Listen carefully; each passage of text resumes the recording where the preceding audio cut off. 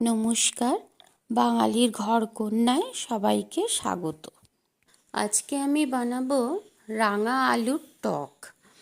তার জন্য এখানে আমি একটা বড় আর একটা ছোট রাঙা আলু নিয়ে নিয়েছি। একে আমরা মিষ্টি আলুও বলে থাকি। এবার এগুলো ভালো করে আমি পিল করে নেব। দেখুন, এই বড় আলুটায় একটু দাগ দেখা যাচ্ছে, ওই দাগের জায়গাটা ভালো করে কেটে ফেলে দেব। আমরা তো অনেক ধরনেরই টক খেয়ে থাকি, এটা একটু অন্য স্বাদের, কিন্তু খেতে খুবই ভালো লাগে। একবার করে অবশ্যই দেখবেন। এবার যে দাগি জায়গাগুলো ছিল সেগুলো আমি ছুরি দিয়ে কেটে ওই জায়গাগুলো ফেলে দিচ্ছি। দিয়ে এবার একদম পাতলা পাতলা ছোট ছোট করে এগুলোকে কেটে নেব।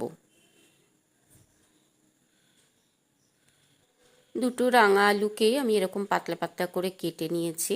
এবার এগুলো একটা বাটিতে তুলে নিচ্ছি, ভালো করে পরিষ্কার করে ধুয়ে নেব। আর এদিকে একটা বাটিতে আমি খানিকটা তেঁতুল ভিজিয়ে রেখেছি আর নিয়েছি আখি গুড়। এদিকে কড়াই গরম করে তাতে 2 চামচ মতন তেল দিয়ে একটা শুকনো লঙ্কা ছিঁড়ে দিয়ে দিলাম, আর দিয়ে দিলাম 1 চামচ 5 ফোড়ন, আর হাফ চামচ মতন সাদা সর্ষে দিয়ে দিয়েছি। সর্ষেগুলো ফুটে উঠলেই আমি রাঙা আলুগুলো দিয়ে দিচ্ছি, আর এতে দিয়ে দিচ্ছি পরিমাণ মতো নুন আর হলুদ। আপনারা হলুদটা চাইলে নাও দিতে পারেন। আর এখানে আলুগুলো কিন্তু আমি খুব কড়া করে ভাজবো না, একটু হালকা করে ভেজে নেব।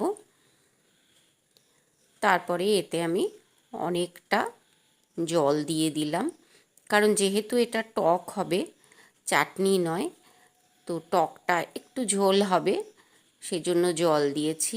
আর একটু ঢাকা দিয়ে দিলাম ভালো করে ফুটে ওঠার জন্য।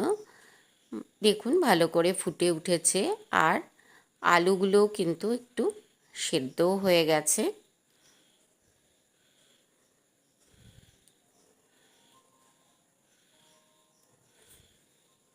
এবার এতে আমি একটা তেজপাতা দিয়ে দিলাম। এবার আর আমি ঢাকা দেব না, ঢাকা ছাড়াই এটাকে রান্না করব। আর যে গুড়টা রেখেছিলাম সেই গুড়টা দিয়ে দিলাম। এবার যে তেঁতুলটা আমি ভিজিয়ে রেখেছিলাম সেটাকে চটকে তার কাঠটা বার করে নিয়েছি। এবার একটা ছাঁকনি